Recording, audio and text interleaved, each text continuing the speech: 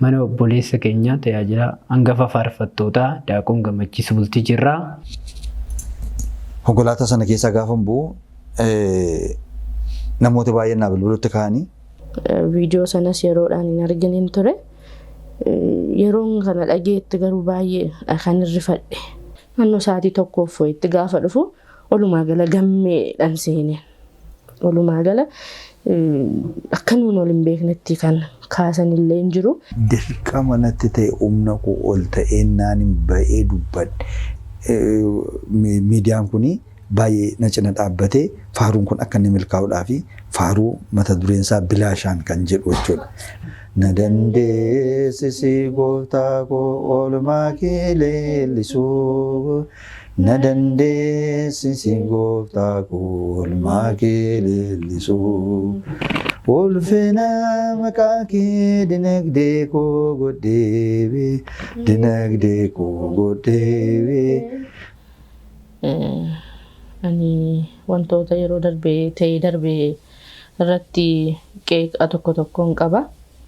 Ulfina maqaa kee dinagdee koo godheebi. Dinagdee koo godheebi. Guutummaa bara koo gaarummaa kee labsuu.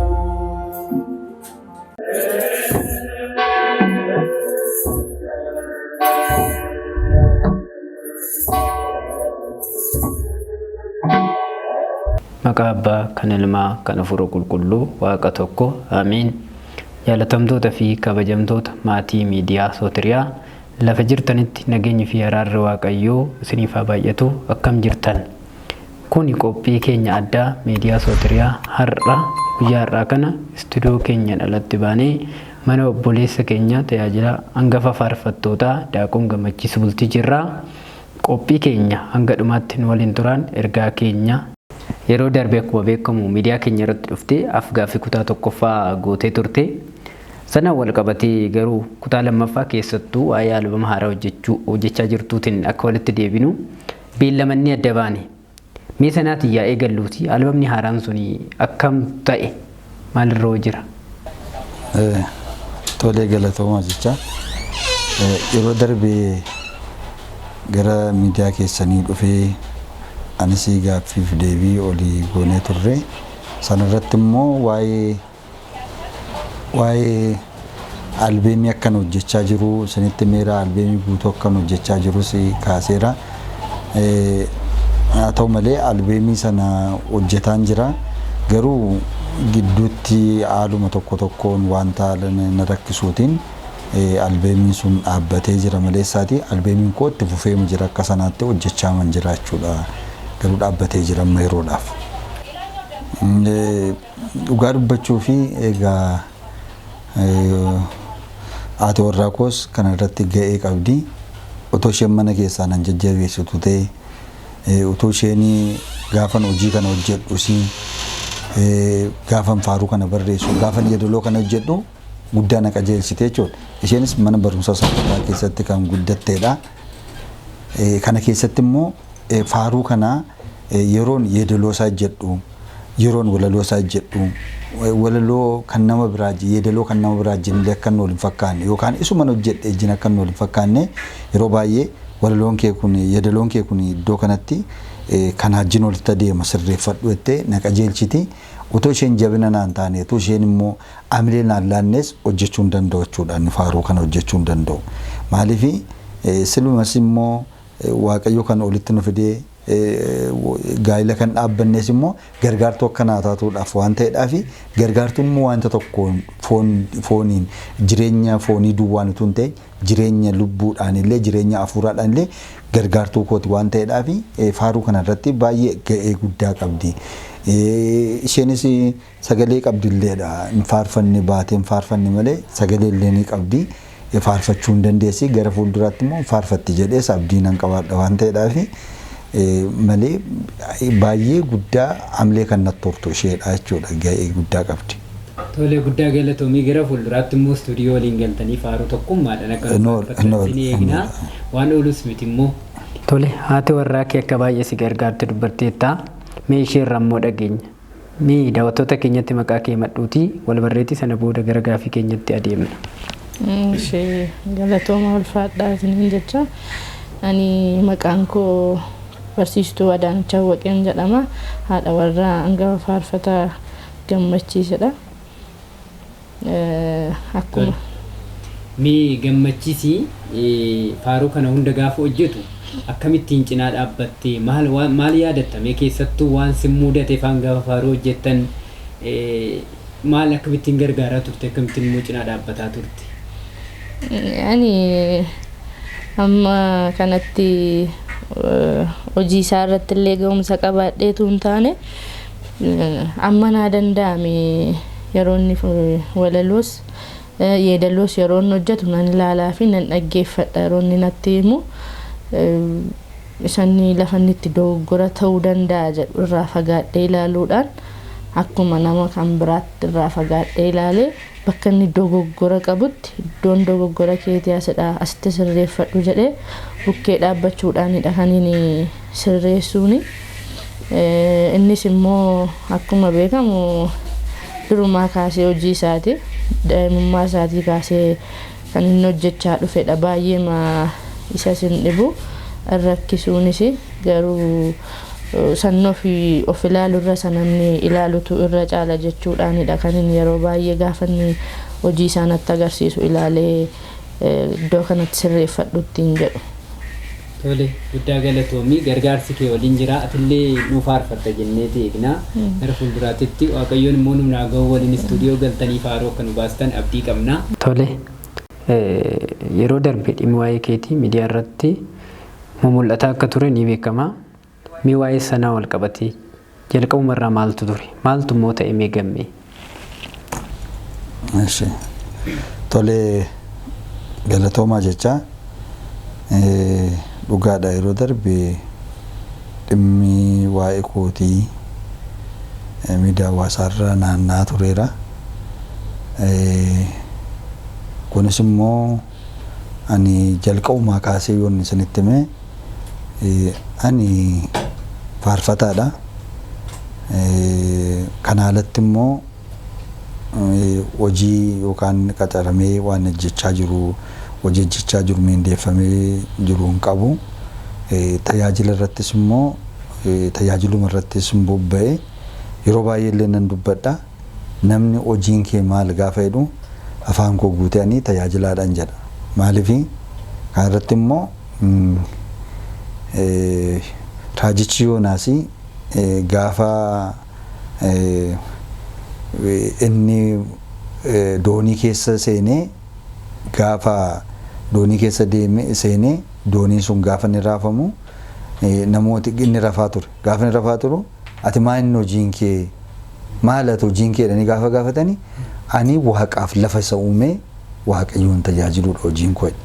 Kana jechuunis immoo an tajaajilaadha an waaqan tajaajilachuuni hojiin qaba jechuudha. Hojii qaba jechuudha. Hojii guddaan qaba jechuudha. Akkanaatti nama naa jechuudha. Tajaajila kana irratti immoo cinattis immoo ani hojii dhuunfaa kootii jalqabee hojjechaan ture. Hojii kana immoo bara 2009 kaasee hojii mana nyaataa xixiqqaa mana ciree mana bunaa kana yaalaan ture. Isa kana keessatti yeroo torbaaf mana torba kan inni hojjedhe. Mana torban banee jechuudha. Mana torban jalqabee gaafa hin jedhu hojiin sun naa milkaa'uudha na jalaa kufaa. Kana keessatti kasaaraa amma keessa utuun naanna'uun amma sana tajaajila immoo nan tajaajila cinatti hojii sana keessatti immoo kasaaraa baay'een dhufeera. Mana torban hojjedhan mana torbaa jechuudha. Ammanii gullallee addana dhufee ammanii Addis Kifla Katamaa kana amma kanatti ammanii gara naannoo kanaatti dhufu as ga'utti mana torba kan hojjedhe. Mana torba kana keessatti kasaaraa baay'eedha. Kasaaraa baay'eetu dhufe. Naa milkaa'uu hin dandeenye. Maatii ani abbaa maatiiti. Garuu hin ciifne ciisee mana ciisee yookaan faarfannaa duwwaa qabadhee yookaan walaloof yeedaloo barreessuu duwwaa qabadhee hin teenye.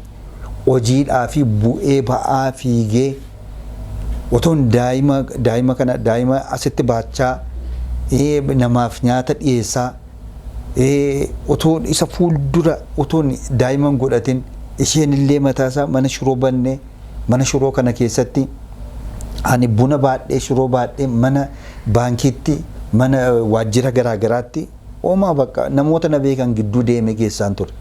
Kuni hojiidha waan ta'eef na kabachiisa malee wanta ganna buusus hin qabu jechuudha. Namooti baay'een gaafa na argani irrifatu hojii kana hojjechuu kootiif irrifatu jechuudha. Amma kana mana torba kana keessatti bu'aa bahiin dabarsee bu'aa bahiin darbee ammana kan hin jedhamnedha wanta ammana kan hin jedhamnedha jechuudha. Kana keessatti immoo utuma jedhu addana gaafa ga'u nan dadhabe. Tokko akka kuuduraatti ba'ee tajaajiluudhaaf illee haalli tajaajilaa mijataa miti. Tajaajilli adda cite. Ba'ee tajaajilee illee wanta kireeffadheen jiraadha maatiin guddisaa wantoota kanallee akkaataa itti wanta ittiin bu'ee ba'ee galullee of harkaan madhabuutti hin ga'e.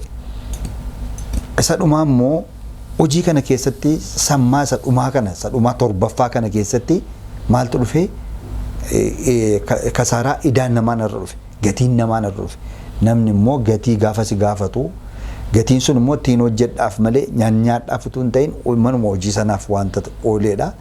Kana booda isheetti muudhaafi hin beekti waan keessa jiru haala keessa jirus hin beekti garuu keessaa baasee amma kana dubbachuudhaafi humna koo ollatti ta'e isheetti dubbachuu hin danda'u haala isheen keessa jirtutu akkan itti himnee fi na dirqisiisa. Isas immoo garaatti baattee wanta jirtu dhiphina keessa akka isheen hin galle amma immoo miidhaa biraan akka isheerran dhufnee fi isheetti dubbachuu hin dandeenye guyyaa gaafasiisana ganama nan ba'ee mana kootii gaafan ba'u isheedhaan bilbileen isheen lafa hojii jirti ijoollee bira eessa deemtaannaan ijoollee bira akkasitti ijoollee biran deeman jedhee namoota dhuunfaatti gaafadhee jira naman gaafadhe sana biran deeme araakiloo gaafan deemu inni immoo nama amma interviyu naa godhe kana naa waame mana isaatti naa waame mana isaa kanatti ani gaa maal furuudhaaf rakkoo nama jiru amma lubbuun koo amma lubbuu koo jibburra waan hin ga'eedhaafi rakkoo guyyaa arraa furuudhaaf nama sana biran deeme. Rakkoo amma keessa jiru kana furuudhaaf ba'aa kana baadheen naqee gaafa naquu inni wal na agarsiisee isaa wajjin wal fudhannee deemnee konkolaataa masaa keessan taa'ee konkolaataa keessatti gaaffiif deebii naa godhe wantoota jiran immoo sirriitti dubbadhuuti uummata namni akkasi gargaaru akka namni gargaarsa akka namni si gargaaruu danda'u wantoota jiran dubbadhu wanta keessa kee jiru naan jedhee yeroo kanatti ba'ee iddoo sanarratti nan dubbadhe yeroon dubbadhe yoof hin beeku miira biraa keessa jiran wanta tokko hin jiru jedheera qilleensa keessa deemaati kan hin dhaqe akkaataan itti dhaqee jechuudha. Gaafan jedhummoo ani miidiyaa kanarratti keessaan wanta namooti na gargaaruu akka danda'anidhaa fi nama qaba waan ta'eedhaaf namni kun na gargaaruu akka isaan danda'anidhaa fi nama kana naa gaafatama akkanatti naa gaafataman se'ee garuu inni ba'ee gaafan interview sana godhee gaaffiif deebii sana godhee gaafan bu'u konkolaataa sana keessaa gaafan bu'u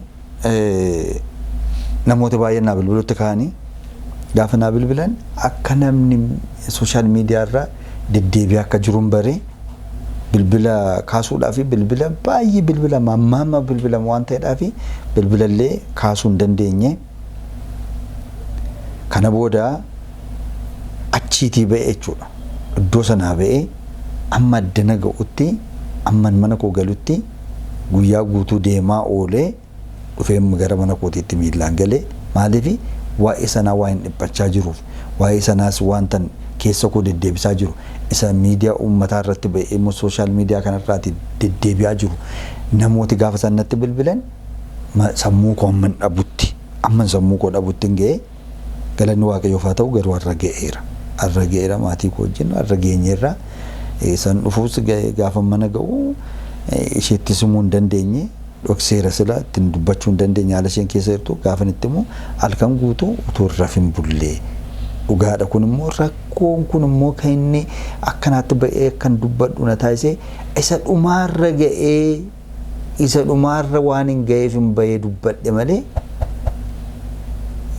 wanta salphaatti akkanaatti ba'ee dubbatame miti jechuudha. Salphaatti akkanaatti ba'ee hin dubbanne kana fakkaataa jechuudha yeroo darbee wanta hin dubbadhe. Atuun beekamin akka salphaatti dhuunfaadhaan akka salphaa keessan kun akka isin gargaaruu fi dhaqxanii yeroo immoo paablikii ta'ee sooshaal miidiyaa irratti gadi ba'e.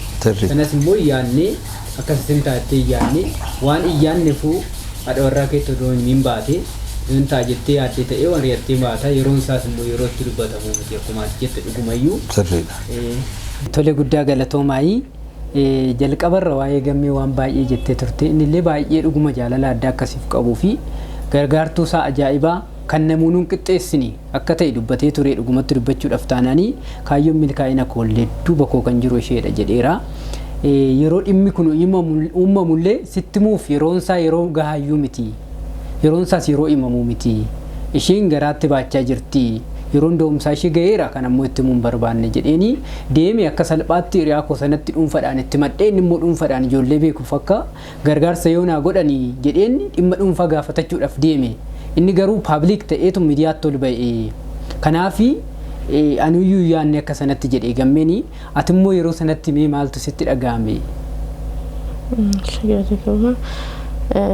Haalli yeroo darbee ta'e kunimmoo xiqqoo ishee yeroo sanaaf baay'ee na miidhee ture.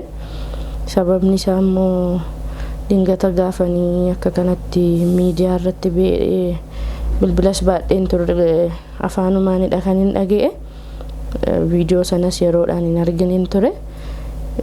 Yeroon kana dhaga'etti garuu baay'ee kan irrifadhe. Sababni isaa immoo wanti ta'e kun yookiin immoo gammeen akka kanatti miidiyaatti ba'ee haararra jiru dubbachuun isaa gammeen madaalu jedhee waan hin yaadeefidha. Madaalu gaafan jedhu bu'aa ba'iinni ba'ee dadhabbiinni dadhabe kabajan hojiif qabuu fi kabajanni tajaajila isaaf qabu irraa gaafan ka'u tasasan madaalu jedheen yaade. Darbee immoo haalli ittiin haala jiru kabar gochaa ture yookiin immoo qaawwaa jirutti duuchaa ture akka haalli nuun keessa jirru bakkeetti hin baaneefidha. Inni immoo baay'ee waan irra gahaa jirus waan miidhamaa jirus waan dabarsaa jirus natti himu ture yeroo sanatti. Ammumaan fuula isaarraa arguu fi ammuma haalli tokko tokko natti irrachaa deemurraan kan keeni hubachaa deemarraan kan hafe dhiphina inni keessa jiru amma kanatti natti hin dubbatu ture. Sababni isaa durumaa kaasee amalli inni qabu hin dubbatu cal jedha. Keessuma isaattidha kan inni haalota inni jedhu kan inni xumuruu barbaadus anaan alattidha. Sababni isaa hin cinqamti jedhee yaadan dhiphatti jedhee waan yaaduu fi karaa ofii isaatii ta'edha rakkoo furuu kan inni yaadu. Inni kun immoo tuun hin beekin xiqqoo ishee dhufee rakkoo hamaa keessadha kan inni nu buuse akkas gaafan jedhu. Yeroo sanatti walumaa gala xiqqoo ishee dhiphinni natti galeera. Baay'een dhiphadhe. Baay'een sammuu kootti bu'ee wanti ta'ee darbe sun. Sababni isaa immoo sababni inni guddaan tasumayyuu bakka gammeen madaaluudha. Haalli inni ba'ee miidiyaatti dubbate suni dadhabeera. Dadhabbiin isaa immoo cal jedhee akka kanatti kan dubbatamu miti. Dadhabbiin ni dadhabe. Mana amantaa keessas gaafa deemee tajaajilu gad of buuseeti yeroo hundumaa kan namatti dubbachuun iyyuu nan barbaachisu miidiyaatti dubbachuun iyyuu nan barbaachisu namni kamiyyuu hin beeka. Mana keessaa immoo an kan hin beeku bakka iddoo akkasii waamame tajaajila iddoon kun naan malu dhee hin beeku. Birrii ammanatu naa kenname birriin kun naan malu yookiin immoo birriin kun natti xiqqaate hin jedhu waan argatetti nama galateeffatu kasoomina guddaa nama qabu. Mana isaaf nama kabaja guddaa qabu. Uummata isaaf tajaajila isaaf nama kabaja guddaa qabu kana gaafa akka kanatti nan rakkadhe jedhee miidiyaatti ol ba'u anaan keessa koo baay'ee yeroo sanaaf na miidheera. yeroo sanaaf immoo nama waan hin ta'eef bakka isatti illee waan tokko dubbachuudha yoon baadhe bakka baay'ee natti dhagahame waan ta'eef wanna baay'ee na yaade sammuun koo maaliif inni kuni maaliif ta'a maafin akkas rakkadha iski yerootti masanaaf rakkoo kan nan furadhaa laata jedheeti kan inni deeme inni akka amma kanatti miidiyaatti waan baree natti hin fakkaatu yeroo akkas ta'u galgaladha kan inni dhufe gaafa 13 sana nani eegaan ture maaliif hin galu jedheenan bilbila harka koo irraan qabun ture naannoo sa'aatii tokkoof itti gaafa dhufu olumaa gala gammeedhaan seeneen gammeemti sin argitan kun bakka nama biraa ta'eeti kan inni dhufe na mataasaa waliin qabatu maal taate gammeenaan natti hin dubbatu malsiinaan laatu maal taate nan malsiinaan laatu ture deebinaatti hin deebisu tasa achi booda raatiin dhiyeessee feennan raatii kana gurshaa lama qammase asumayyuu immoo mataasaa gadi qabateeti kan inni taa'aa ture maanni si dhukkubaa jira jennaan eeyyee saggoo koo kana faana qabeera dhanna koo guutummaan qabatee jira na dhukkubaara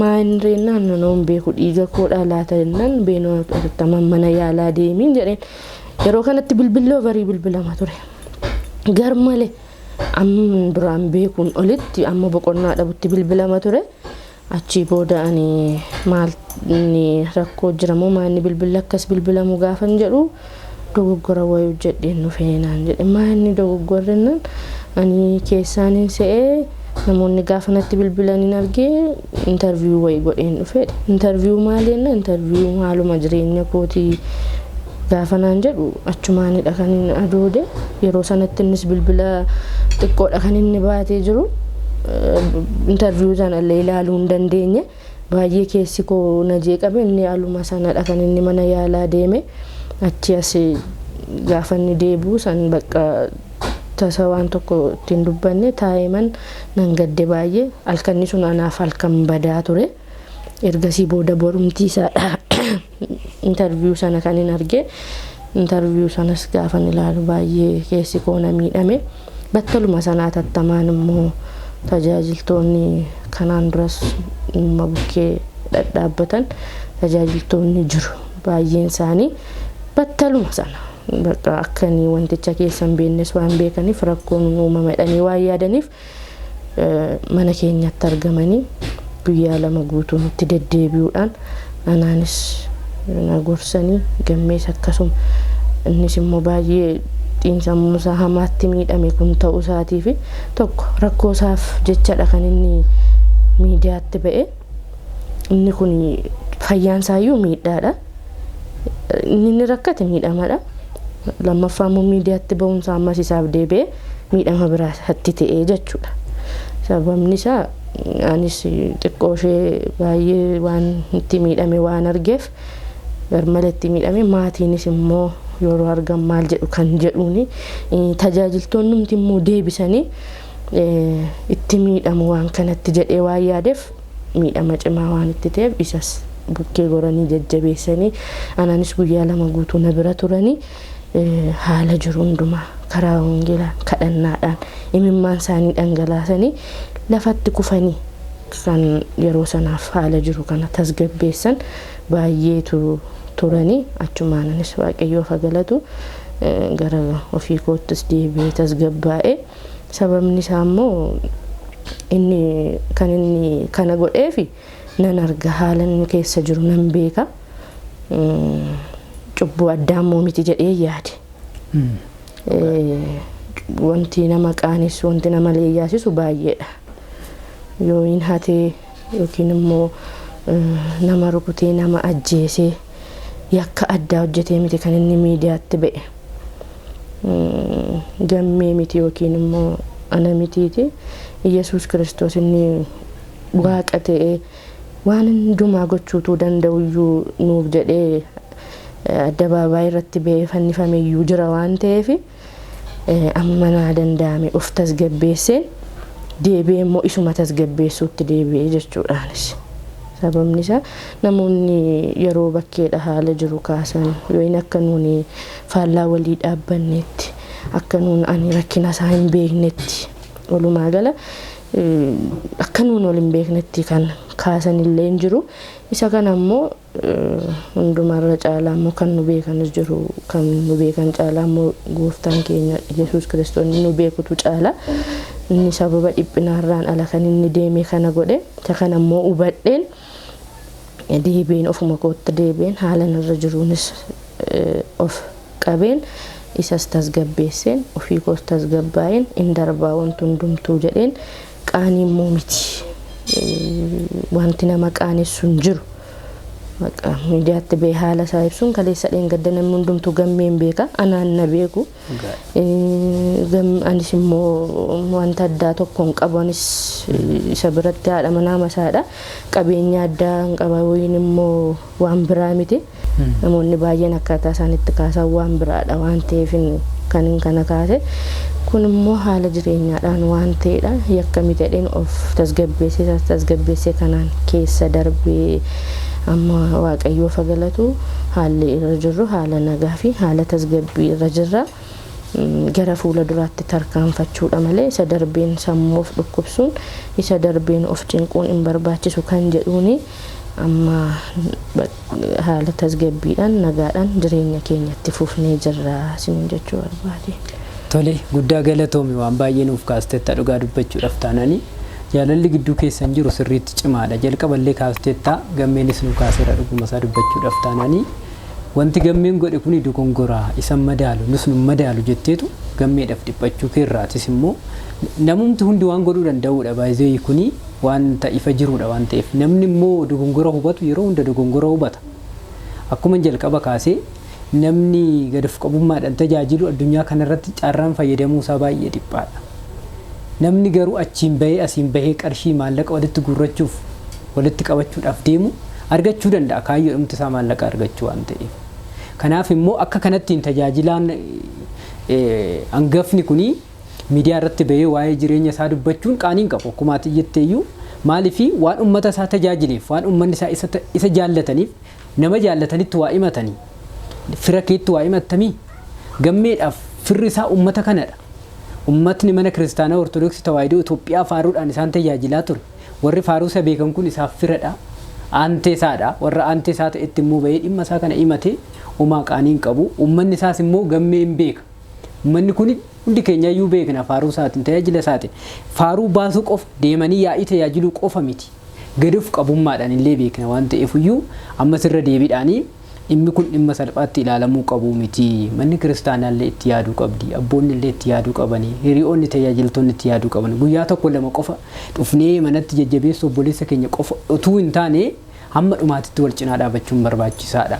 An akka gammee rakkatu tajaajila dhugaa tajaajila baay'een jira waan ta'eef wal gargaaruu walii wajjin ta'uun baay'ee barbaachisaadha. Dhugumattis nama cimoodha.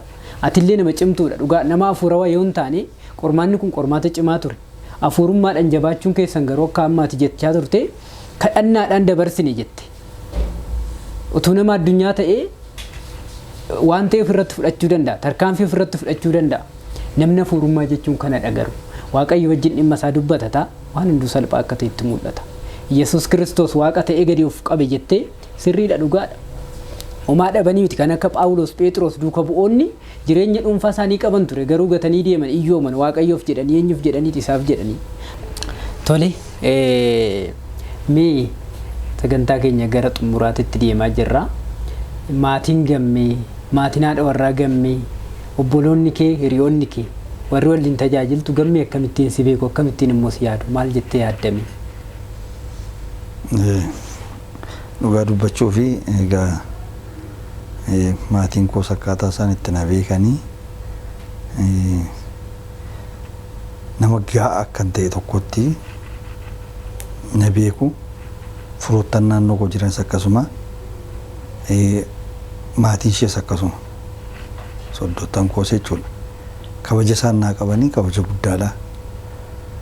Amma haalamma jiraachaa turre kana keessattis yeroo rakkinaa kana keessatti wantoota baay'eetu darbe. Wantoota kana keessattis soddaa kootii na bira dhaabbachaa na jajjabeessaa nu biraatii dafne isaanis. Akkasumas immoo maatiin koollee akkasuma yaadan na faana haati koos obbolaan koos na jajjabeessu. Firoottan koos akkasuma firoottan naannoo koo jiran irra guddaa immoo firri cina koo jiran firan wangeelaan ol bareedha. Firan tajaajilaan ol bareedha. Akkasumas immoo namoota firoottan koo fi maatii isheetii fi maatii koo namoota tajaajiltoota immoo dhufanillee hojii kufee qabu kana keessatti nama cina dhaabbatanii umurii illee nagadi ta'anii jechuudha. Dhufanii dhaabbatanii jabaadhu jedhanii deeman illee namoota akkasii kuni mufachiiseera ta'uu danda'a. Haalan beekun dirqama natti ta'e humna koo ol ta'ee naanin ba'ee dubbadhe kan lubbuu natti taate lubbuu koo na qabdennaan malee kan lubbuu taatennaan malee anuma ba'een dubbadhu. An tajaajila miila kootiin deemee tajaajilee sa'aatii 8 deemee tajaajilee qillama Wallagga keessatti jechuudha. Gaafan beela'ullee beelatti machuu dadhabee kufuu gaafan ga'u tajaajilaan nafaana deemu tajaajila deemaa irra miilaan deemaa irra miila keenyaan deemaa jirra. Gaafa inni lafti immoo fagoodha bosona keessa deemna. Ani dadhabeera baay'ee nan beelee gaafan jedhu nama tajaajilaan barsiisaa guddaa tokko Leekun kan jedhamu Leekun Guuttataa nama mana namaa galee jechuudha. Mana sargii wayii jira kadhatee nyaata nyaadhee tajaajileera. Deemuu dadhabne iddoo sanatti waa argachuu hin dandeenye waa bituu hin dandeenye suuqiin hin jiru maal hin jiru deemnee nama akkanaatti tajaajila kan akkanaatti tajaajilaa ture. Ani waan hin nyaadhuuf waan onnoodhaaf nama harka laatu miti garuu wantooti baay'ee wantoota gurguddaa gaafa dhufanii humna koo ol ta'ee naanni moggaatti bahee dubbadhe malee akkanaatti miti. Kanaaf namooti immoo anatti mufatanii maaf akkanaatti bahee dubbate. Namooti immoo rakkoo kee kanas immoo maanutti immoo hidda jedhanii bilbilaanis kan bilbilan jiru. Warri kaan immoo keessumaa mufatee maala ta'us hin beeku jallisii akkatti kan dhiise jira. Warri immoo achirratti miidiyaa irratti arganii immoo yeroo suma sheer gochuudhaan waan garaagaraadhaan maal godhanii wantoonni godhanii jiru. Eddasii garuu ateessa jirta. Gaafasuma immoo waa'ee lubbuu kooti ani lubbuu koo jibbeera illee dheera. Sa'aatii sana lubbuu maalirra jira sadarkaa kamirra jira illee kan naan bilbilee yeroo sana miidiyaa irratti immoo bahanii kan dubbatan namoota baay'eetu jira gartuu baay'ee jira jechuudha. Bahanii akkasitti akkas ta'eera jedhanii kan dubbatan. Eddasii garuu ati nama akkamiiti? Attam taate? Maal taate immoo kanarra geesse? Maal taate immoo akkas taate kan hin jenne namoota baay'eetu jira. Abbootiitii kaasee nama kamiitii kaasee amma dhumaatti amma tajaajiltootaatti. Tajaajiltootillee akkani amalaaf bahee dubbadheetti yookaan kana dura bahee dubbadhee miidiyaarra naanna'een akkanaatti birrii sabasabaa tureen akkanaatti immoo amalaaf bahee waan dubbadhe akkanaatti kan fudhatan soba kan jedhan namoota jechuun akka sobaatti kan ilaalan fa'aa namoota baay'ee yaada nama baay'ee fa'aa kan burjaajessan jiru. Garuu ani waaqayyo inni jiraataan inni na argu namooti inni akka dhuunfaatti isaaniinis gaafadhees jiraachuu danda'u. Akkaataan itti ba'ee dubbachuu danda'ee akkaataa sadhumaarra waan hin ga'eef bahee dubbadhe. Kanaaf warri otoo kana hin beekin calistanii natti mufattanii dhiifama isaanii gaafadha. Namooti immoo calisanii maaliif amma dhumaatti akkas ba'ee dubbate kana jedhanii immoo ba'ee dubbachuu kootti immoo namoota jedhanii kan gammadan immoo jiraachuu danda'u. Agarreera waan baay'ee isaa agarreera jechuudha. Isaan kanaaf immoo yoon balleesseera ta'e isaanis dhiifama natu gaafata malee isaan dhiifama akkaataatti dhiifama na gaafachuu isaan tun ta'e namoota akkanaatti haasaan jiru. Ani immoo waaqayyoof galanni haa ta'u ijoollee koo wajjin maatii koo wajjin kanarra ga'eera. Maatii koo warra manaa koo ishee na bira jirtu sa'aatii haalottan darban keessatti wantoota darban keessatti wantoota isheettillee baay'ee ulfaataa ta'e keessatti wantoota darban suni kana keessatti immoo anaanillee na hubattee anis akkanii sammuu kootti deebuudhaaf illee na tasgabbeessaa na jajjabeessaa kan turte warra manaa koo waaqayyoo guddaa ishee haa kabajuun jedha. Taansuudhaan akkasumas immoo namooti fagoo irratti utuu jiranii akka nama dhiyoo na bira jiruutti kan yaada koo fi wantoota jiran kanaan na jajjabeessaa turanii yaadi koo akka inni miidhamneedhaaf na jajjabeessaa turanii biyya alaattis kan jiranii akkasumas biyya alaatti baay'ee deddeebi'anii kan maqaa isaanii illee on kaasuu dhaabaadhe waaqayyoon beeka waan ta'eedhaaf baay'ee deddeebi'anii gidduu kana kan naa bilbilaa turan jabaadhu naan jechaa turan jiru. Isaan kanas waaqayyo gatii lubbuu isaaniif haa taasisu. Galanni koo isaaniif guddaadha. Waaqayyo bakka isaan jiranitti umurii dheeraa isaanii billaatee tajaajila mana isaa keessatti akka isaan tajaajilan cimanii akka isaan dhaabbataniif waaqayyo isaan jabeessuun jedha. Gatiin laadhuuf hin qabu. Waan laadhuuf tokko hin qabu. Kan hin laadhu immoo isan harka jiru sagalee waaqayyooti waan ta'eedhaaf namoota immoo natti mufatanii akkanaatti tajaajila koo kanaaf natti mufatanii dhimma kana maal dubbachuu diddee warra jedhaniif immoo ammas kan hin laadhu faarfannaadha waan ta'eedhaaf faarfannaadhaan immoo isaaniinis bor immoo isaanii tajaajiluu hin danda'a waan ta'eedhaaf wantoota manatti gaddan namni cina dhaabbatanii akka galata isaan dhabsiisetti kan fudhatan immoo namoota kunis dhiifama akkanaa godhan jedha. Kana fakkaataa jechuudha karaa maatiidhaa fi karaa obboleewwan kootii fi karaa immoo naannoo koo kan jiran namoota kana fakkaataa jechuudha. Tole guddaa galatoomii warras cinaa dhaabbatan waaqayyoon isaan haa gargaaru isaaniif gatii lubbuu isaaniif haa taasisu warra yaadan si yaadatan waaqayyoon immoo galmee qulqullootaa irratti isaan haa galmeessu jenna. Atillee faaruudhaan immoo isaan immoo faaruun kennaa isaaniif kenna kan harka jiru kanadha.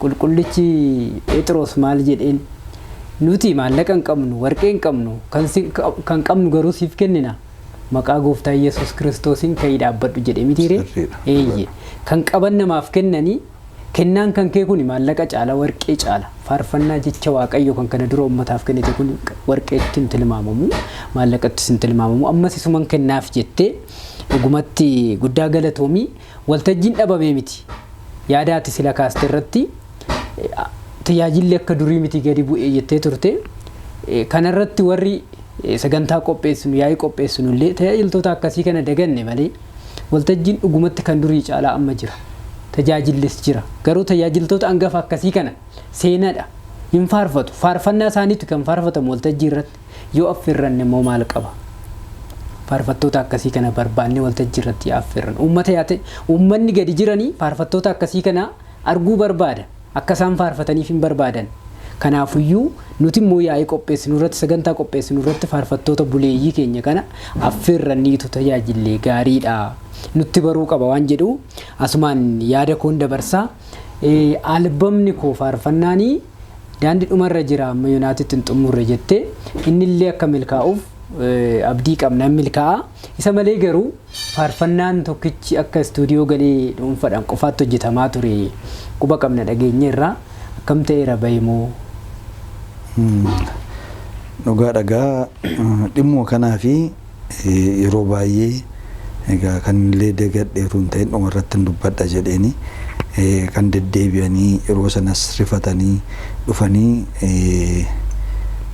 miidiyaa sootariyaa yeroo sanallee mana dhufanii na jajjabeessaa kan turanii amma atattamaan immoo faaruu tokko faaruuti onnoo taate faaruu qopheessitee jiraattennaan akka faaruu kana istiidiyoo galtuu gatii istiidiyoo gatii viidiyootti hojjetamu hundumaa nuti hin cufna waan ta'eedhaaf faaruu kana atattamaan galinaan jedhanii miidiyaan kunis anis istiidiyoon galee amma faaruu kana xumuree oodiyoo isaa harkaan gaadheera dhufeeran harka ga'eera amma viidiyootti hojjechuudha waan ta'eedhaaf egaa yoo eeyyama keessan ta'e har'uma asumaa kaaseeyyuu viidiyoon itti hojjetamuun jalqabama waan ta'eedhaaf isinis immoo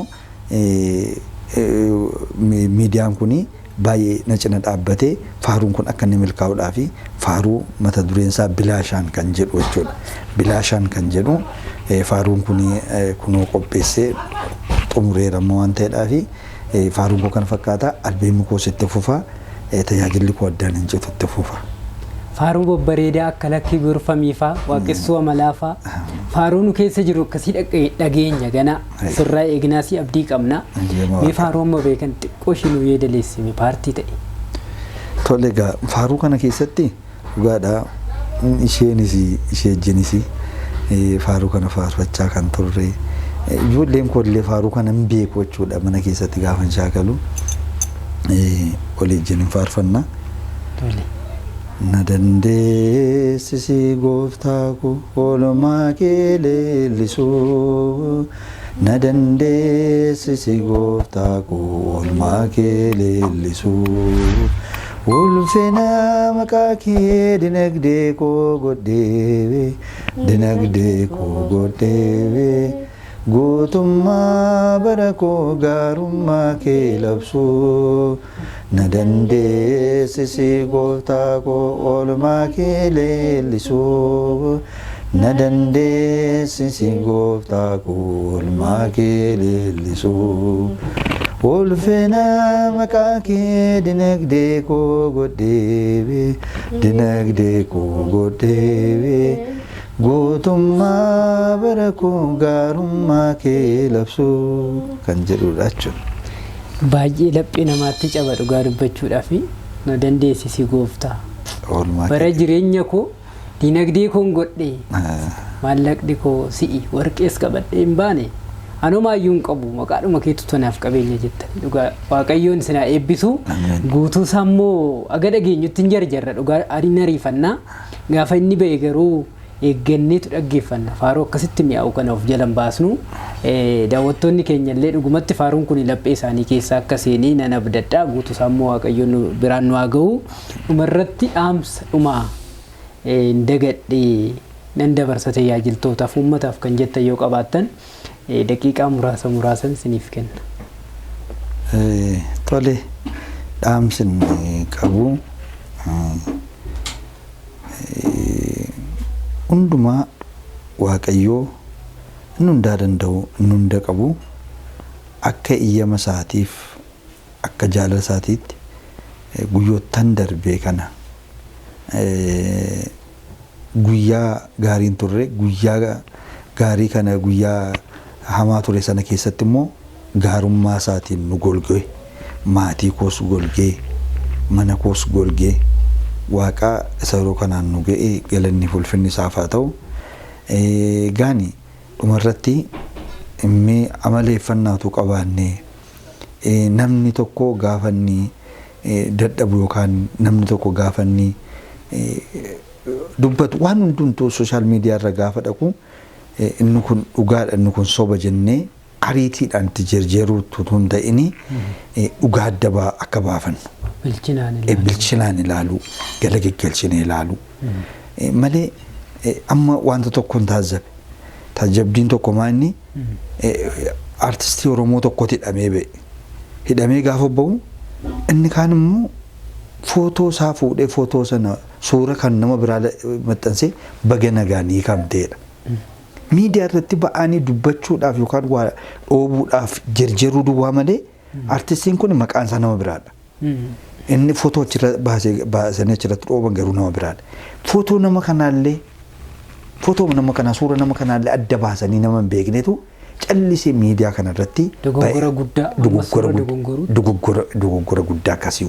Kanaafi wantoota fayyadamnullee tasgabbiin akka ilaallu tajaajilaan immoo maal akka ta'e dubbannaan kee eenyummaa kee ibsaadha miti Paawulos dubbannaamti kee eenyummaa kee ibsadha dubbannaan keenyallee akkaataan itti baanee dubbannullee eenyummaa keenya ibsuu qaba tasgabbii qabaachuu qabna walii keenyaaf dhimmuu qabna wal gurmeessuu qabna quba olitti qabuurra wal dadhabsiisuurra quba olitti qabuurra wanta badii namaa sanatti quba qabuurra walitti siqnellee badii olitti himne wal gorsinee wal ifannee otu ol deebisne tokkummaa barbaachisaadha tokkummaa qabaachuu qabnan jedha.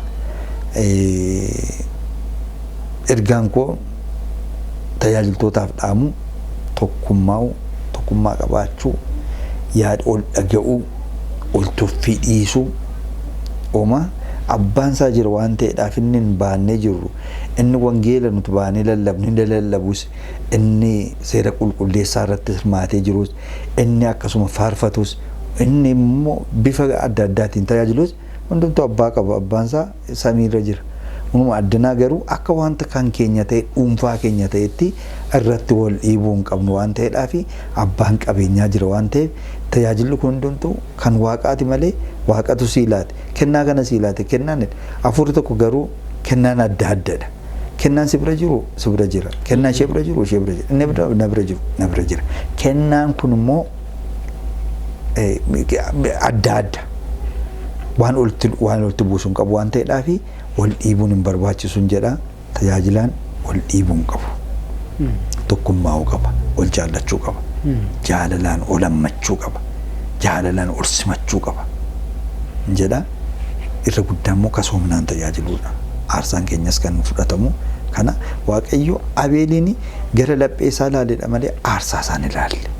Aarsaa nuti dhiyeessuun ilaalatu hin ta'in waaqayyo gara laphee keenya ilaalaan jedha.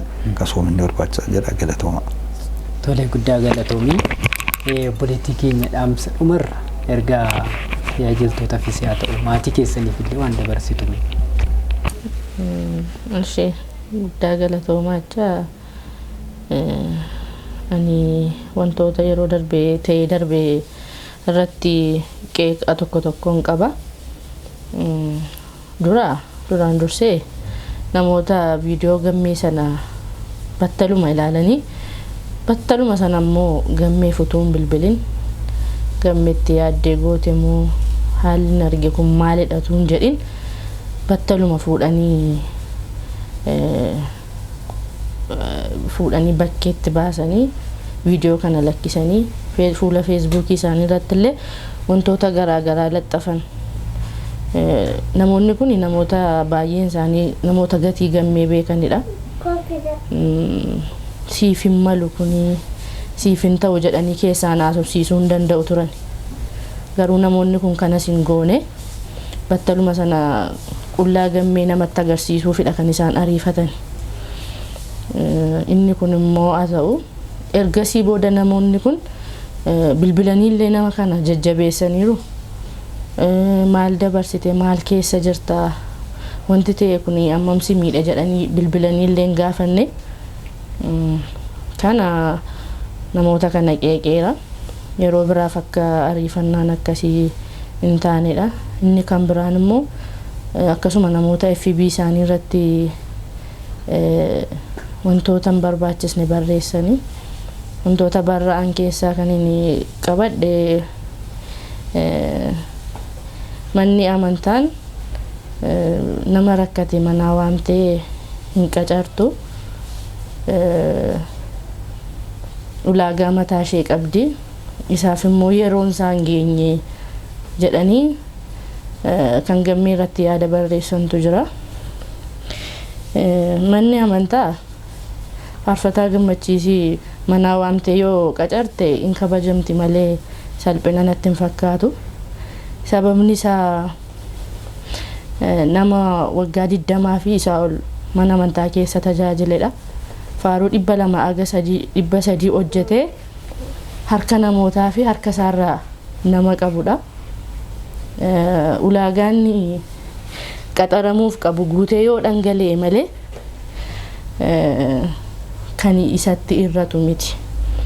Faarfataa amala qabeessa mana waaqayyoodhaaf nama gugguufee hojjete bu'aa ba'ee keessa meeqa keessa ba'ee akka inni as ga'e namoonni hedduun hin beektu.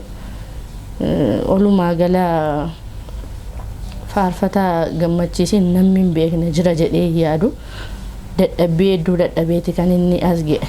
Yeroon isaa hin geenye kan jedhuuf yeroon isaatti darbe malee ganaa miti gara fuula duraatti miti. Sirriidha. Ulaagaa inni hin guunne fuula miidiyaa irratti ba'ee jechoota garaagaraa wantoota hin barbaachisne isa kaan ol gochuu isa kaan gadi buusuu isa kaan arrabsee isa kaan shuumuu hin danda'u. Na argaan jedhu of hin mul'isu asin jira jedhee ofii isaan agarsiisu. Inni kun ulaagaa keessa jira yoo ta'e sirriidha. Isa kana tasumayyuu gara fuula duraattis waan godhu natti hin fakkaatu. Kennaa isaa miti waan ta'eef akka seera mana amantaatti ta'ee jennaan yookiin akka seera wangeelaatti ta'ee jennaan gammeen kanaan dura manaa waamame kottuu maaloo mana amantaa kanaaf hojjedhu jedhee nama kadhatamuu qabudha malee nama ganaa ulaagaan itti lakkaa'amu miti jechuu barbaadeen. Sababni isaa immoo dadhabbiin dadhabee fi bu'aa ba'iinni ba'e hunda kan isaa fi ragaa ba'u. Kanaaf namoonni wantoota hin barbaachisne haala hin barbaachisneen dhugaa namaa dhoksuudhaan miidiyaa hawaasaa irratti baatanii nama gadi qabdani isa kana namnis waaqayyo isin jaallatu waan ta'eef utuu dhiistaniin jedha. Isinumaanis waaqayyo isin haa kabaju. Jalqaba kaastanii hagammaatti nu duukaa jirtu nu duukaa bu'aa bayii ba'aa jirtu. Yaadaanis baay'ee nu jajjabeessitu. Walumaa gala miidiyaa kana addatti baay'ee galateeffachuun barbaada. Itti aansuun immoo namoota gatii gammee beekanii addattuu gammee erganni miidiyaatti beekaasanii na'uudhaan aga ammaa yaadaanis wantoota garaa garaadhaan gammee bira dhaabbachaa jiran baay'ee galateeffachuun barbaada. Namoota adda irraati kanaan dura namoota hin beekne yookiin immoo ani iddoo gurguddaatti ilaaluudha namoonni addatti gammee bukkee dhaabbachaa jiran. Garuu olumaa gala badii gammeen godheef olumaa gala badiidha hedheeman fudhadha. Sababni isaa battala sana maree koonalas maree namoota tajaajiltoota isa beekan yookiin immoo kanaan dura cina isaa dhaabbataniin ala deemuunsaa kuni badiidha jedheen fudhadha. Badiinni godhe kanaaf hamaatti badiidhe kan itti fakkaateef dhiifama akka godhaniifin jedha. Maatiin koos namoonni nutti mufatanii garuu immoo haala nuun irra jirru kaleessa dheengadda waan beekaniif bu'aa bayii nuun bu'aa jirru dadhabbii gammeen dadhabaa jiru aarsaanni kaffalaa jiru amma garuu humna isaanii ol ta'ee isa bira dhaabbachuu hin dandeenyetti yeroonni akka itti miidhamu yeroonni gatiitti kaffalu yeroonni namummaa isaa akka kanatti gadhiisee hojii hojjetu yeroonni miidhamu sana namoonni argan yookiin maatiin koo akka kanatti isa beekan wanti gammeen godhe kun isaaniyyuu gaddisiisu malee miidhama isaa kanaan duraa sana ilaalanii gammeef dhiifama godhanii fi deebi'anii immoo ofuma isaanii immoo kan jajjabeessan maatii koo maatii isaa namoota baay'ee naannaa keenya jiran baay'een isaanii galateeffamuu kan qaban maqaa isaanii lakkoofne fixuu kan hin dandeenye waan jiraniif isaan kanaan ulfaadhaan jedha. Waan ta'e darbeefis dhiifaman isaan gaafadha. Isinis baay'een isin galateeffadha ulfaadha. Amma manaatti dhuftanii bu'aa bayii meeqa keessa darbitanii akkanatti afgaaffii nu taasisuu keessaniif fayyaa ta'a. Kabajama waaqayyo isin haa eebbisu jedha. Tole guddaa galatoomaa jaalala cimaatu isin gidduu jira mallee waaqayyoon akkasumatti jaalala keessan isin haa cimsu. Ijoollee isin qabdan kanallee ijoollee lamaan kanaaf faarfattoota tajaajiltoota isin haa taasisu. Isaan dhufaa jiru immoo waaqayyoon nagaan wal nu argisiisu addunyaa kanatti nu haa fidu nu haa baay'isu baay'adhaa horaa isinillee nagaan fuula ifaadhaan nageenyaan akkasitti nu simattanii dhugumatti mana keessanitti nu keessummeessitanii akka itti teessanii nu faana haasa'uudhaaf fedha qabaachuu keessaniif guddaa galata qabdu. Galatoomaa. Tole kabajamtoota fi jaalatamtoota daawwattoota keenya qophiin keenya guyyaa irraa mana tajaajila obboleessa keenya hangafa faarfattoota Daaqoon Gammachiis maatii isaa waliin haadha warraa isaa waliin taasisni asuma irratti goolabaa torbii qophii biraatiin aga walitti deebinutti nagaan tura waaqayyoon hunda keenya waliin haa ta'u nagaatti.